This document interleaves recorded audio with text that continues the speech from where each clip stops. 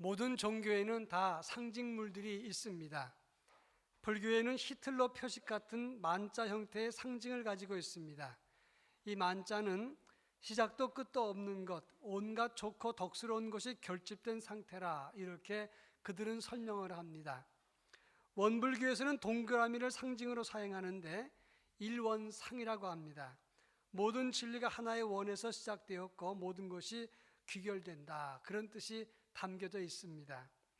이슬람 교도들은 초승달과 샛별을 상징으로 씁니다. 그래서 이슬람 교도 국가들을 보면 초승달과 샛별이 항상 있습니다.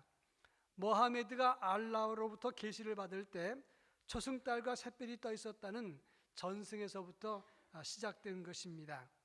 자, 그러면 기독교의 상징은 무엇일까 하는 질문입니다. 아마 여러분도 다 아시다시피 십자가라고 할 수 있습니다. 모든 종교가 좋은 것들을 다 상징으로 쓰는데 십자가라고 하는 것은 죄인을 처형하던 십자가입니다. 그것을 상징으로 한다는 것은 어떤 의미에서 보면 이해되지 않는 것이다, 그렇게 말할 수 있습니다.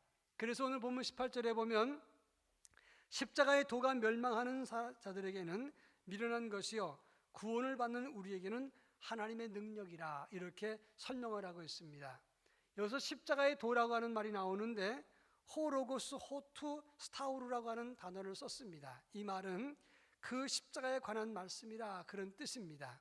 한마디로 말하면 예수 그리스도께서 십자가에 죽은 사건을 말하는 것입니다. 지난 수요일 날 구정 연휴 마지막 날에 사순절이 시작되는 성의 수요일 성찬식을 했습니다. 이제 지금 사순절이 시작된 것입니다. 앞으로 사순절을 맞아서 십자가의 도가 무엇인지, 그것이 왜 우리에게 능력이 되는지, 이런 문제를 함께 생각해 볼 계획입니다. 오늘 우리가 읽은 본문의 말씀은 사도 바울이 고린도 교회에 주신 편지입니다. 교회 안에 갈등과 분규가 많았던 고린도 교회에 편지하면서 바울은 17절에서 이렇게 말하고 있습니다. 나를 너희에게 보내는 것은 세례를 베풀려 하는 것이 아니요 오직 복음을 전하게 하심인데 말의 지혜로 하지 않은 것은 그리스도의 십자가가 헛되지 않게 하려 함이라, 이렇게 선언을 했습니다. 그리고 난 다음에 18절부터 25절에서 십자가의 도와 하나님의 능력에 대해서 자세하게 설명을 하고 있다고 하는 것입니다. 제일 먼저 18절 말씀을 다 같이 한번 읽어보도록 하겠습니다. 18절, 십자가의 도가 멸망하는 자들에게는 미련한 것이요 구원을 받는 우리에게는 하나님의 능력이라. 오늘 18절에 보면 십자가의 도가 멸망하는 자들에게는 미련한 것이라 그랬는데, 여기서 미련하다는 말은 모리아라고 하는 단어를 썼는데, 이 모리아의 원어가 바로 모로스라고 하는 단어입니다. 우둔하다, 미련하다, 어리석다, 그런 뜻입니다. 십자가의 이야기가 멸망하는 사람들에게는 이해되지 않고 어리석게 들린다, 그런 말씀입니다. 십자가의 구원을 말할 때 세 가지 요소를 반드시 언급합니다. 모든 인간이 죄인이라고 하는 것, 예수 그리스도의 십자가는 희생이라고 하는 것, 그리고 그 십자가의 사건을 내가 믿을 때 구원받는다, 이 세 가지를 말할 때 사람들은, 믿지 않는 사람들은 그것에 대해서 동의하지 않습니다. 첫째, 모든 사람이 죄인이다 그러면 내가 왜 죄인이냐, 이렇게 따지고 듭니다. 화를 냅니다. 하나님의 아들 예수께서 십자가를 지셨다, 왕이신 신중의 신이신 그분이 십자가를 지셨다 그러면, 만왕의 왕 신중의 신이라면 사람이, 인간이 신을 위해서 희생하는 거지 신이 죽기는 왜 죽냐라고 반발합니다. 예수 그리스도의 십자가를 믿어야만 구원받는다 그러면, 그러니까 기독교는 너무 배타적이다, 왜 너희에게만 구원이 있다고 말하느냐, 이렇게 말을 한다고 하는 것입니다. 23절에 보면 우리는 십자가에 못 박히신 예수 그리스도를 전하니 그것이 유대인에게는 거리끼는 것이요 이방인에게는 미련한 것이다, 이렇게 말을 했습니다. 사실 유대인들은 초자연적인 기적을 일으키는 메시아를 기다렸습니다. 그래서 예수님께서 기적을 일으켰을 때 많은 사람들이 환호했습니다. 그런데 그 예수님이 힘없이 십자가에서 죽으니까 더 이상 메시아로 간주하지 않았습니다. 그래서 그들 눈에는 바로 예수가 거리끼는 것이다, 이런 말씀입니다. 이방인들, 헬라인이나 로마 사람들은 중죄인에게 가해지는 십자가 형틀, 거기에 죽은 예수, 황제 모독으로 법정에 섰고 체제 전복 때문에 사형 판결받은 그가 어찌 인류의 구주가 될 수 있느냐, 논리적으로 이해될 수 없다라고 주장을 합니다. 그래서 지혜를 가진 모든 사람들, 지혜나 세상의 명철을 가지고는 십자가가 미련하게 보인다, 그런 말씀입니다. 오늘 본문의 말씀을 보면 오늘 본문에 나오는 말씀 19절에 20절에 21절의 말씀 보면 이 세상이 자기의 지혜로 하나님을 알지 못함으로 이렇게 말씀을 했고 내가 지혜 있는 자들의 지혜를 멸하고 총명한 자들의 총명을 폐하리라 그랬는데 지혜와 총명 가지고는 이 세상의 지혜로는 하나님의 구원을 이해할 수 없다고 말하는 것입니다. 최근에 과학계가 전 세계 13개국 천여 명의 과학자들이 중력파를 검출했다, 이런 보도를 냈습니다. 이 우주라고 하는 것은 시간과 공간의 이런 실로 짠 천과 같은 존재인데 거기 어떤 큰 충격을 주어지면 이 시간과 공간이라는 것이 흔들리고 충돌한다는 겁니다. 그래서 블랙홀 같은 것들이 충돌하면서 중력에 의해서 시간과 공간이 뒤틀릴 수 있다는 겁니다. 마치 돌을 던지면 연못에 파장이 일어나는 것처럼 그런 충격파가 있는데 이 파장을 관통하면 시간과 공간도 단축할 수 있다는 것입니다. 그러면서 이번에 우주의 탄생과 진화 과정을 알려줄 단서가 됐다, 그러면서 과학계가 들떴습니다. 제가 수없이 읽어봤어요. 잘 모르겠더라고요. 많이 읽어봤는데 뭔 소리인지 모르겠습니다. 그런데 공통적인 얘기가 바다를 설명할 때 모래알갱이 몇 개 가지고 바다를 설명하는 것과 같다, 그렇게 설명했어요. 이 온 우주를 설명하기에 너무나 부족한 것입니다. 인간의 지혜가 끝이 없이 뛰어난 것 같아도 아직 밝히지 못하고 설명하지 못하는 부분들이 많습니다. 예를 들어서 임산부가 출산할 때 산통이 옵니다. 그런데 아이가 태어날 때쯤 되면 자동으로 산통이 오는데 그게 왜 그런지를 아직 밝히지 못하고 있어요. 그런가 하면 우리가 손을 베면 이 손을 벨 때 손을 붙입니다. 그러면 살이 붙잖아요. 그런데 벌써 혈관이 잘라졌는데 이쪽 혈관이 저쪽 살을 뚫고 들어갑니다. 그 이쪽에 있는 혈관이 이쪽 살을 뚫고 들어와서 두 살을 이어놓습니다. 그것이 우리의 몸의 신비인데 그것이 어떤 이유로 그렇게 되는지 아직 모릅니다. 그러니까 인간의 지혜가 아무리 뛰어나도 모든 것을 설명할 수 없다고 하는 것입니다. 마찬가지로 인간의 상식과 지혜로는 하나님의 구원을 이해할 수 없고 그 눈으로 볼 때는 하나님의 구원이 때로는 세상 사람들 지혜로는 미련한 것처럼 보일 때가 있다고 하는 것입니다. 구약의 예를 들어보면 노아 홍수 때 하나님은 구원 방주를 준비시켰는데 그 당시 노아가 홍수 때 방주를 만드는 것을 보고 그것을 사람들이 미련하고 어리석게 봤다고 하는 것입니다.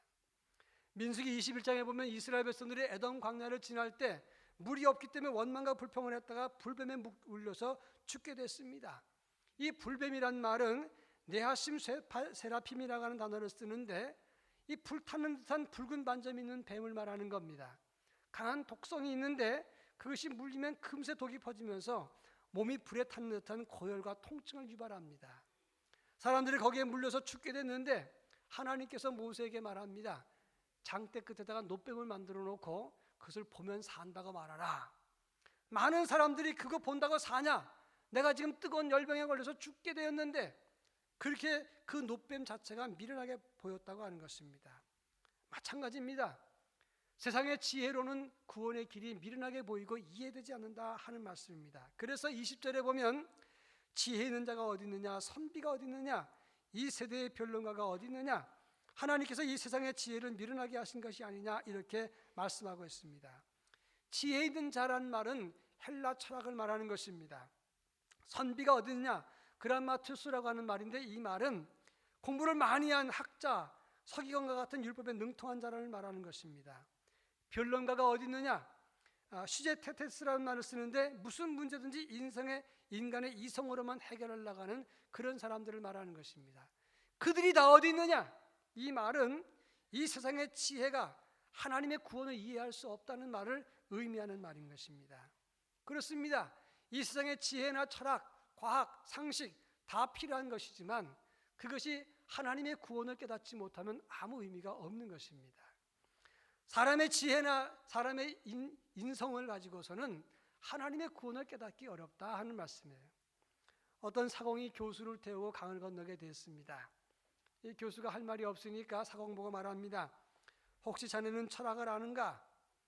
사공이 말하기를 저 같은 놈이 무슨 철학을 알겠습니까? 그랬더니 한다는 말이 자네 인생 4분의 1을 헛살았군 말했습니다. 그다가 한참 가다가 천문학을 아는가? 아니 그냥 저같이 강을 오르내린 사람이 무슨 천문학을 알겠습니까? 인생 4분의 1을 또 헛살았군. 그리고 난 다음에 지리학을 아는가? 하루 살기 힘든 놈이 어떻게 지리학을 알겠습니까? 자네 역시 인생 4분의 1을 헛살았군 말했습니다. 이 교수는 자기의 지혜를 자랑했습니다. 그런데 갑자기 물살이 빨라지다가 배가 전복되게 됐습니다. 사공이 말하기를 교수님 수용할 줄 아십니까? 난 모른다네. 그러면 교수님 인생 전체를 헛사신 것입니다. 이렇게 이야기를 했습니다.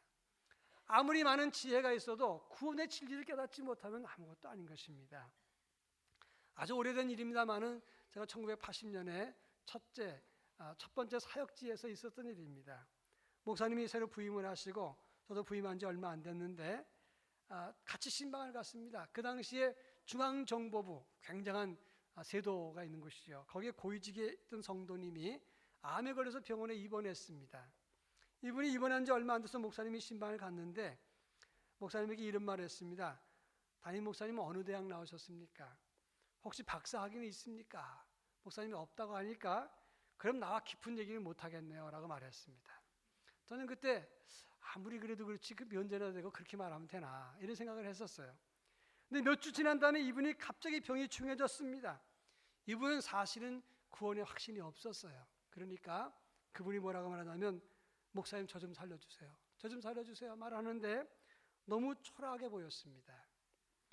대현대우란 말이 있습니다. 큰 현명함이 큰 어리석음과 통한다 그랬습니다. 이 세상의 지혜 그리고 권세 아무리 많으면 뭐하겠습니까? 자기의 구원의 문제를 해결하지 못하면 사실 아무것도 아니다 그런 말입니다. 이 세상의 지혜는 필요한 것이지만 그 세상의 지혜로 구원을 살 수는 없는 것입니다. 에베소 2장 8절에 보면 너희는 그 은혜에 인하여 믿음으로 말미암아 구원을 받았으니 이것이 너희에게서 나는 것이 아니요 하나님의 선물이라고 했습니다. 십자가의 도는 인간의 지혜로 이해할 수 있는 것이 아니라 하나님의 은혜로 알 수 있는 것이고 믿음으로 알 수 있는 것이고 영의 눈을 뜨기 전에는 그것을 모른다고 하는 것입니다.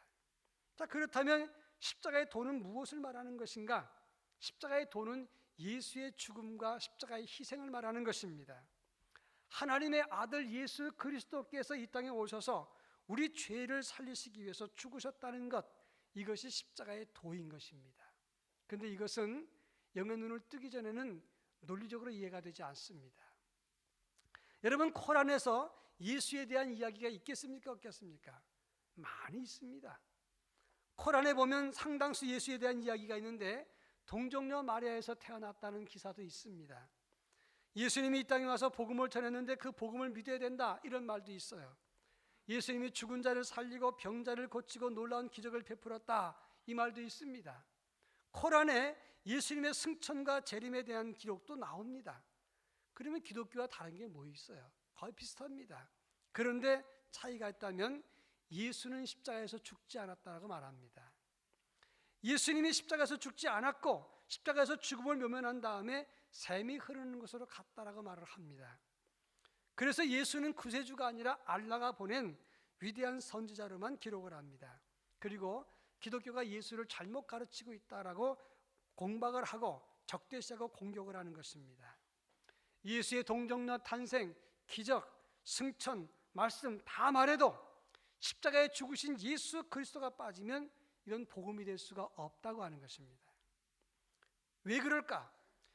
죄인된 인간이 구원받을 수 있는 유일한 길이 십자가 외에는 없기 때문에 십자가를 모르고서는 구원 길이 없다고 하는 것입니다. 갈라디아서 1장 4절에서는 이런 말을 했습니다.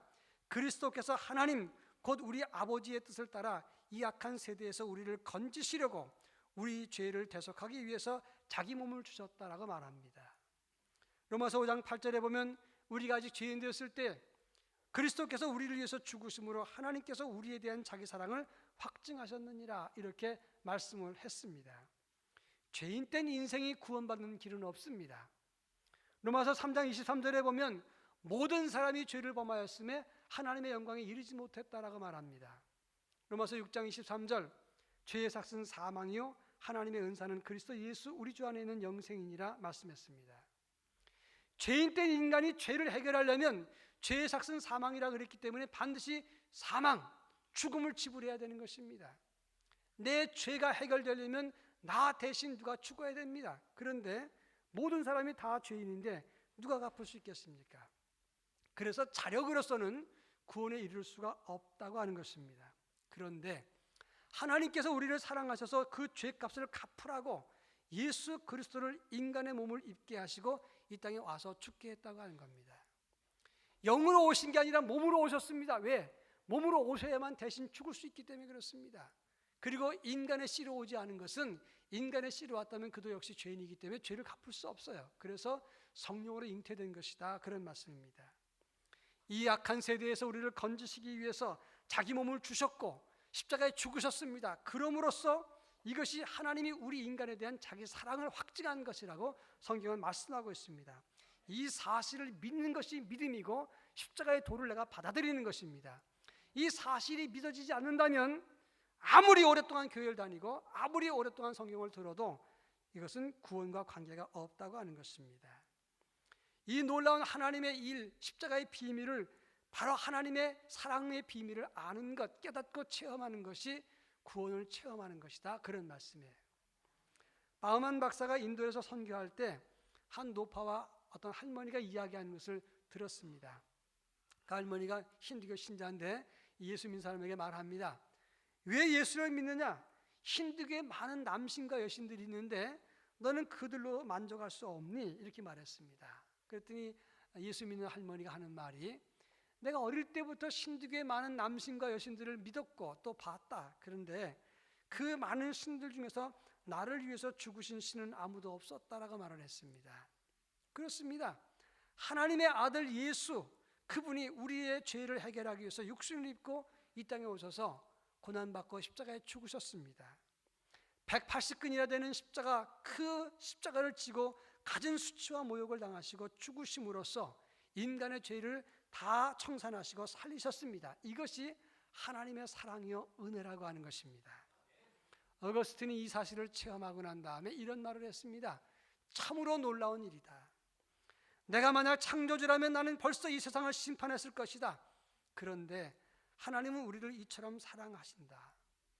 그분은 마치 나 한 사람밖에는 사랑할 사람이 없는 것처럼 나를 사랑하신다. 아니, 내가 이 땅에 남아있는 유일한 생존자라도 나를 위해서 십자가에 목숨을 버리셨을 것이다 라고 고백을 했습니다. 예수의 십자가는 하나님의 은혜요 사랑이요 유일한 구원의 길입니다.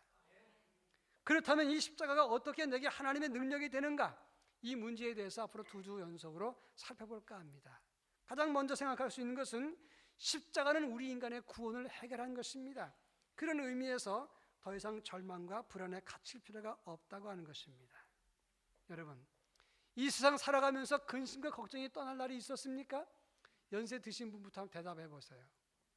지금까지 살아오면서 염려와 근심이 없을 때가 있습니까? 육신을 입은 이상 이 세상의 평화와 영원한 안식은 없습니다. 돈이 많으면 걱정할 것이 없다, 이 말하는 사람이 있어요. 그런데 돈 벌면 제일 먼저 하는 일이 뭐냐? 담 쌓고 철장 치는 것을 제일 먼저 합니다. 복권에 당첨되면 제일 먼저 하는 게 뭔지 아십니까? 절대 말하지 않는 겁니다. 말하면 돈 찾아서 냄새 맡고 올 사람이 있으니까 담 치고 철장 치고 아무도 못 오게 하는 겁니다. 권력이 있으면 그것 때문에 불안해합니다.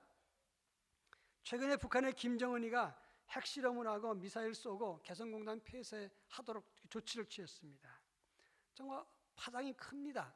그런데 동시에 지난 2월 달 초에 가장 먼저 해치운 것이 뭐냐?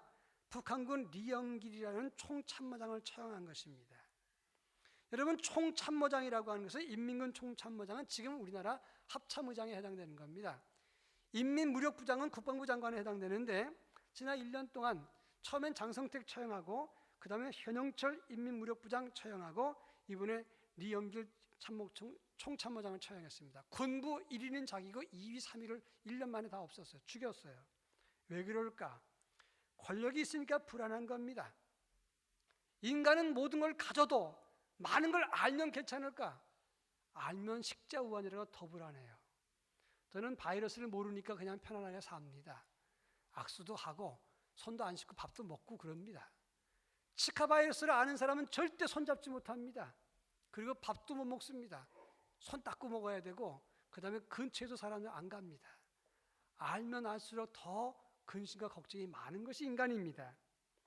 돈이 있어도 권력이 있어도 상식이 있어도 그래도 인간은 근심과 걱정에서 떠날 수 없습니다. 그러나 십자가를 통해서 하나님의 구원받은 우리는 그 약속이 영원히 변치 않기 때문에 우리는 이미 구원받은 백성이고 승리한 백성이기 때문에 더 이상 불안하고 염려할 필요가 없다는 것입니다. 그래서 그것이 하나님의 능력이 되는 거예요. 제가 아는 어떤 목사님은 재미가 뭐냐면 야구 보는 겁니다. 이분이 박찬호 광팬이에요. 이 박찬호 선수가 메이저리그 때 승리했던 게임 녹화 방송을 해놓고는 그걸 보는 게 취미입니다. 박찬호 선수가 5승인가 했을 때 컨디션이 좋지 않았을 때 1회에 볼 19개를 던졌어요.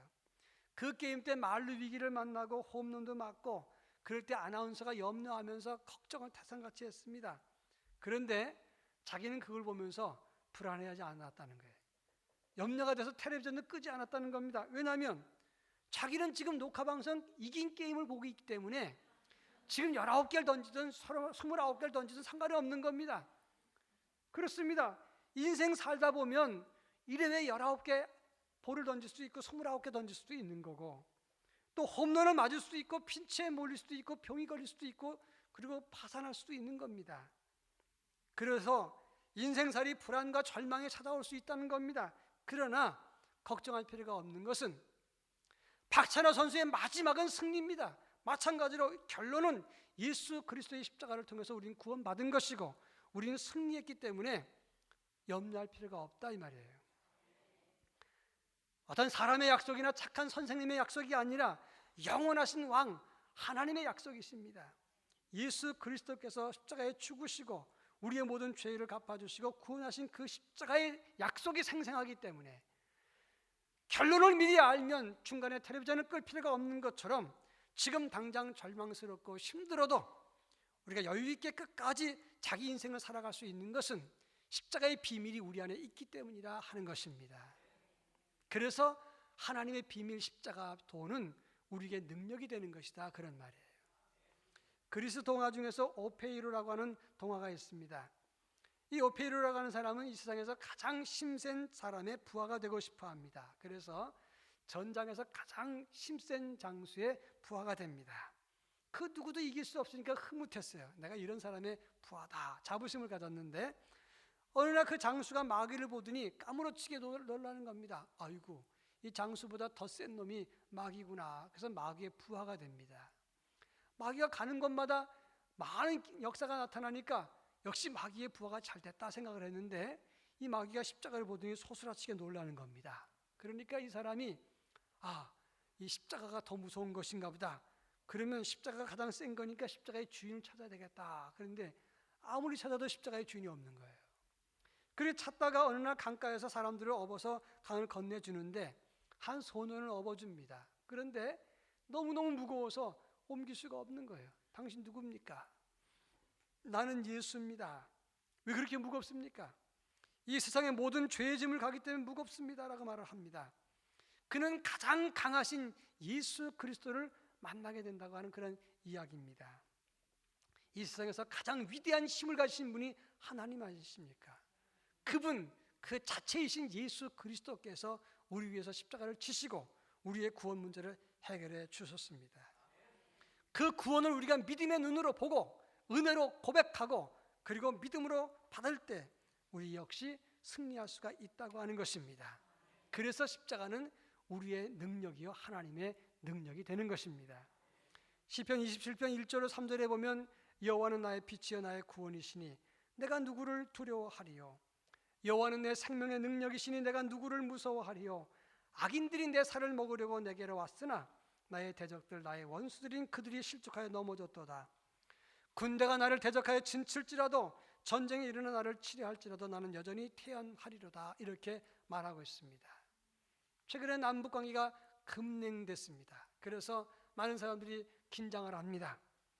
혹시 우리 인생을 살면서 원수들이 내 살을 먹으려고 달려왔을지라도 군대가 일어나서 나를 진칠지라도 전쟁이 일어날지라도 우리는 염려하지 않아도 됩니다. 왜냐하면 아무리 지금 힘들어도 우리의 마지막은 승리요 구원입니다. 그래서 십자가의 구원, 완성된 구원이 우리에게 있기 때문에 우리는 그것 붙잡고 오늘의 절망과 두려움과 근심을 극복할 수 있는 것입니다. 그것이 하나님의 능력이요, 그 능력이 믿으면, 하나님의 은혜로 내가 믿게 되면, 영안을 뜨고 보게 되면 그 능력이 내 능력 되는 것입니다. 이 능력을 붙잡고 이 험악하고 답답한 세상을 이길 수 있는 삶을 살기를 주의 이름으로 축원합니다. 기도하겠습니다. 사랑 많으신 하나님 아버지, 우리는 인간의 상식과 지혜로 십자가를 판단했습니다. 구원의 문제를 논했습니다. 그러나 인간의 지혜와 상식과 총명은 하나님의 구원 십자가 도가 미련한 것처럼 보인다고 했습니다. 믿음의 눈을 뜨고 주님 주신 은혜를 받아들임으로, 믿음으로 고백함으로 십자가의 승리와 구원을 우리의 구원으로 고백할 수 있게 하시고, 이 험악한 세상 하나님의 능력으로 살아가는 저희 모두가 될 수 있도록 은혜를 더하여 주시옵소서. 예수님의 이름으로 기도합니다. 아멘.